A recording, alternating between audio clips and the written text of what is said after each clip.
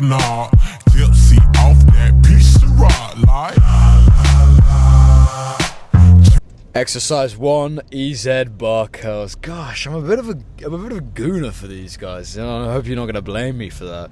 Something about watching an Andre Smave edit, you know, when he's got like 6 20-kilo plates aside and he's doing half reps, but because he kind of curls his wrists in so much, those forearms are so engaged. It kind of looks like, I don't know, it's kind of like form porny, you know, like it's kind of feels like I feel guilty for watching it. I feel guilty for enjoying it. But we do 2 sets here. At the top of this rep, essentially, I'm gonna curl my wrists in. I don't know what the fuck I'm doing, man. Sometimes I look back at videos of me training and it's like watching a paranoid schizophrenic, right? Like, look at me, what am I doing? I think this was actually a warm-up set where I was gonna challenge myself, but not really go to complete and utter failure. That's why I was just looking at the camera to make sure it was focused, etc. Obviously, during a real set, I'm not really going to be looking at the camera, and this is more of a vanity set. Anyway, check my wrists. So I'm curling them up, right? You can't really see what I'm talking about, to be honest with you, but I like to kind of twist my palms in, twist my wrists in at the top of the rep. So at the start, I'm leading with the bar mainly pressed against between my thumb and index finger area, that little cushion. God, look at those biceps. No wonder everyone thinks I take steroids. And then at the kind of mid to top of the rep, I end essentially the rep with the bar kind of pressing more time on the outside of my palm instead. So that's kind of twisting my wrists in. Is that called supinating? I don't fucking know, bro. It's probably pronating. Pregnation, musculation, stationation. You're gonna notice towards the end of this video here, this set, so we're doing a little bit of a cheat rep. That's awful enough, but we go even worse, right? Nothing wrong with that, nothing wrong with a little bit of swinging here and there. I'm a big fan of, no reps in reserve, balls to the walls failure. Fucking take it there, son. Do not leave any cards on the table, because when you do, you're shitting on the younger version of yourself who just wants to be big and strong like you are now, so don't let him down. Word to my friend Marcus Brown over there. Word to my brother Marcus Brown. That was a little JM press. I call those what you just saw. It's a little warm up for obviously bench press. This is my chest movement I picked. We're doing a full upper body day. Notice how I'm twisting my wrists back. Don't do this with the same weight as me if you can't bench press as much as me. So I actually don't know how much I bench press, but don't go heavy is what I'm trying to say. So I did this with the bar for years. I actually did this with a stick, which weighed 15 kilos because even 20 kilos was a little too heavy. I did that for years, okay? But I feel like this gets my joints so primed and ready. Obviously my forearms and biceps are a little pumped from the older EZ curls you saw there. Gosh, I'm such a naughty boy for doing my curls. Guys, you're going to blame a motherfucker for doing some curls. You're going to blame a motherfucker for benching 225 this fast. Help, I can't stop. I take a bunch of warm-up sets here. Now, the actual warm-up I perform before this session consists of a bunch of stuff. It usually takes around 20 minutes, so I'll eat my pre-workout meal, which usually is around an hour before training, but then about 40 minutes in, I'll start warming up. I don't really do this on a leg day because I might wear a belt on a leg day, and therefore that's pressing against my stomach, and I might bloody throw up everywhere, which is not actually true because I have a condition called RCPD, which prevents me from throwing up unless I really need to. But I'll still retch and dry heave and stuff if my body thinks I'm going to puke. Nothing comes out, essentially. I know a lot of people get surgery to fix it, and I know I've spoken about this a lot as well, and no one really gives a fuck, to be honest. I'm not saying it like a sympathy thing. It's not a bad thing. It's not a bad thing to have. If you have RCPD, I see a lot of people are making excuses for themselves because they have RCPD. Guys, it's not really like a bad thing. To be honest, it just means like when you feel sick, you're not going to throw up unless you absolutely need to, like unless your body's going to die, unless you throw up. So if anything, it actually makes your life a little easier. So again, we're actually doing 2 sets on bench press here. This is my chest movement that I picked. I'm keeping the weight super light and, well, for me anyway, and controlled and really just aggressive in terms of mind-muscle connection. This car is so bumpy. Essentially, that's the only way you're going to really be able to utilize this in like a bodybuilding way. Now, as I wrestle, as I get obviously better at wrestling, I need to get stronger. So I'll, do different sessions. This is more of a bodybuilding session, however, so we are focusing on bodybuilding training. You will grow your chest this way when you do a bench press. The reason people say bench press sucks and doesn't grow your chest in terms of pectoral gain is because they don't bench press correctly. So, and that's not even a form thing, that's a weight thing, that's a load thing. If you're loading the weights too much and it's too heavy, well, yeah, of course you can't fucking utilize your pecs because it's too fucking heavy, mate. You know what I mean? There's a lot of science-based, I've got a degree for this and that out there on YouTube. People will tell you stuff which does technically make sense and it is technically true, but you just shouldn't fucking listen to them anyway because they fucking suck. You're going to notice with bench press compounds, stuff like RDLs, I don't feel it correctly. Well, again, it's probably because you're going too heavy. There's a lot of deadlifts. Even deadlifts are a great exercise and they're pretty much shat on globally, but if you deadlifted with a light enough weight, you'd be able to recruit enough muscle fibers in a certain way which you're aiming to, so you could make it a bodybuilding exercise. People say the deadlift, the bench press, the squat, it's not a bodybuilding exercise. That's why they do hack squats and leg extensions. Again, these compounds can be really, really good muscle builders. In my opinion, they trump a lot of machines and stuff. Just people don't do them correctly. Now, what I mean by that is, yeah, there are textbook ways to do certain exercises. I mean, to be honest, to do all exercises. But I'm talking about load here and like mind-muscle connection and just being mature about it. Now, as a wrestler, a lot of my sessions nowadays are literally grab a fucking weight, throw it across the room as hard as you can, and then do like 20 burpees within a certain amount of time, or you're a failure and your whole family dies. So when I do these bodybuilding sessions, I'm not calling bodybuilding. Yeah, I'm calling bodybuilding fucking easy. The training is easy compared to what I usually do, okay? Like, it's fucking painful. It sucks, but it's very not complicated and you don't have to think about it that much. The only thing you have to think about is mind-muscle connection. So, I used to complain a lot about, just check what I'm doing here quickly, is obviously on the D handle, I kind of started overcompensating with bad form to get the weight up. So instead of doing a drop set, I kind of just put my hand underneath the thing. Again, I'd like to do cuff cables with a cuff. I actually just prefer doing dumbbells because it's pretty simple to me. However, neither were an option, so we had to settle for this optimal Oscar business over here. Bloody hell, mate.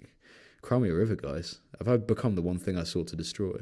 So, yeah, the trials and tribulations of life are pretty fucking difficult sometimes. So when it comes to doing like lateral raises for 2 sets or even 10 sets, guys, not that fucking difficult. A lot of people complain that bodybuilding training is so hard. I train so hard. I'm such a beast. Yeah, like, it is hard, but quit if you're going to be a bitch about it. If you're even going to speak it into existence and complain about it in the way where you're actually not making it your personality, but talking about it, this is probably what's keeping you from getting a fake natty accusation or two, is the diet, the sleep, the lifestyle part is hard in terms of bodybuilding. But bodybuilding is hard in terms of niche difficulties, which are really hard to explain to people. It's not hard in terms of training. Okay, and if you think bodybuilding's hard in terms of training, yeah, I don't blame you. Like, it's painful here and there, but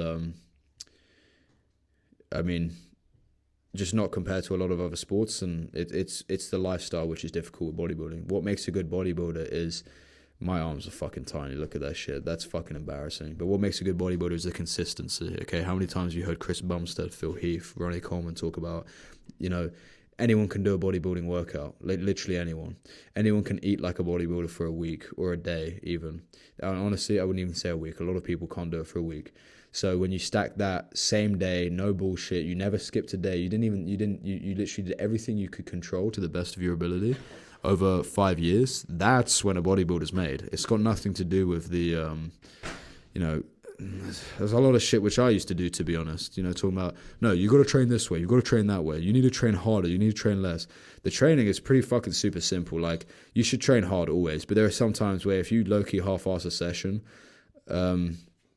you better overcompensate on getting enough sleep and enough, just getting the macros and everything completely ticked off to the gram, like getting everything insanely accurate to the point where you actually just didn't miss. The only thing that you missed that day was slight intensity decrease in the workout. Well, you're good, to be honest. Just don't do it every workout that week, So bodybuilding is consistency. That's one thing I've realized about this fake natty stuff, is a lot of people I'm a bodybuilder, so my life is harder than yours. I train harder than you. I've been through more in my childhood, and you could never, live a day in my life for more than 2 hours, or you would, cry and shit yourself. It's like, guys, I'm really going to just fucking break it down for you.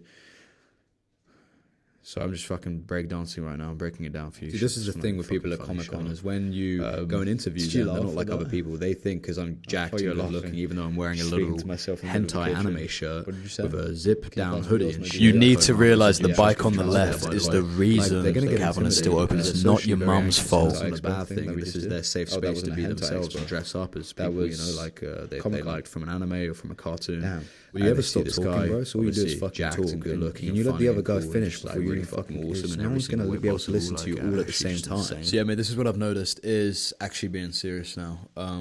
What's going to separate you from these guys who, they're natural, but they really fucking look natural, okay? And not just they might have one good day where they look unnatural. I'm talking about resting bitch face, physique. You look good. In clothes, you look good, okay? You've got to stop giving yourself excuses. You've got to stop giving a fuck in terms of, okay, so you're a bodybuilder. Let's say you want to be a natural bodybuilder, okay?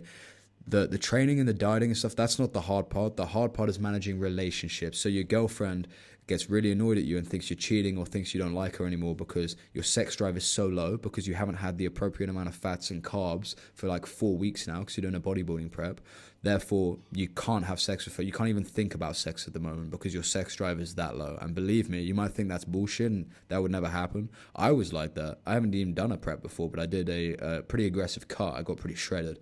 I don't know why. I just fucking hated myself, so I decided to do it at one point. And essentially, my sex drive just disappeared. And a lot of problems arose. Same with my friend. Jem, if you're watching this, bro, I hear it.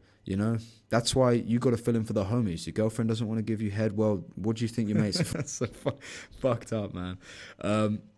So these are the trials and tribulations which will challenge you.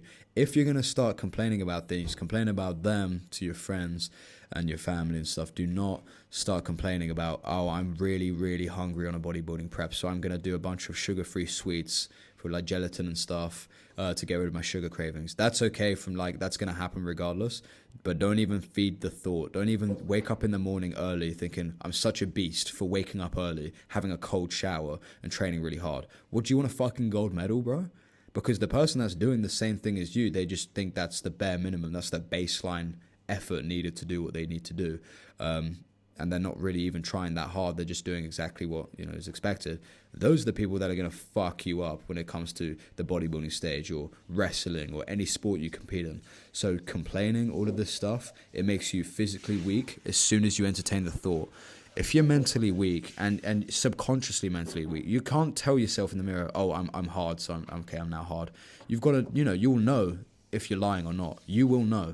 Like, come on, you can't lie to yourself about these things. You're going to know deep down, no matter how many people you tell, what your situation is and stuff, if you're being a bitch or not, okay? Feeling sorry for yourself is possibly the worst fucking thing you can do. Now, it doesn't mean go and overtrain and don't eat enough because, well, Marcus Brown told me that I need to stop being a bitch and, eat less and train more. It's like, no, that's what tracking your calories, that's what logbooking is, that's what's making sure you're not, fucking yourself over. You need to recover, of course, but if you think the baseline of training, the minimum effort, is actually everyone else's maximal effort, because realistically, that's what you're probably looking at, well, then when you really fucking try, it's not that hard. You're just doing the basics really well. And I do believe that's how you get such a good physique without the need of taking gear, because you've got a lot of fucking influences nowadays. Well, I stopped growing at the age of 20. No, you stopped trying. You stopped holding yourself accountable. In fact, you never did. Guys, fucking hell, they never held themselves accountable. They never tried. They got newbie gains and they had good genetics. So yes, they grew out of doing fuck all. And then they started doing the science-based lifting. Let's see if this works, see if that works. Oh, I stopped putting in effort because I was overcomplicating stuff too much. So now, like, instead of just actually challenging myself in the weight room, I've overcomplicated this stuff to the point where I don't even know what the fuck stimulus is at this point. I'm going through the motions. You're kind of spinning your wheels. You're not really a bodybuilder. You're kind of just going through the movements and filming yourself and trying to make a career out of it. Before you know it, you've lost the discipline. You've actually lost the passion you originally had. And it's no longer therapy. It's no longer what you love doing. It's kind of like a chore. So then they take gear. That's when you take gear, because you're like, oh, I've stopped growing, but I'm doing everything I can. No, take a long, hard look in the mirror. You never even started doing enough. You didn't even begin to earn the right to think about taking steroids. But you went and did it because you got washed up in what everyone else is doing, what everyone else thinks. That's how you end up being a fake natty, is not falling into that trap, okay? Please do not do it. Remain tough. Remain harder than everyone you know. So, mate, you've got a bright future ahead of you, let me tell you that.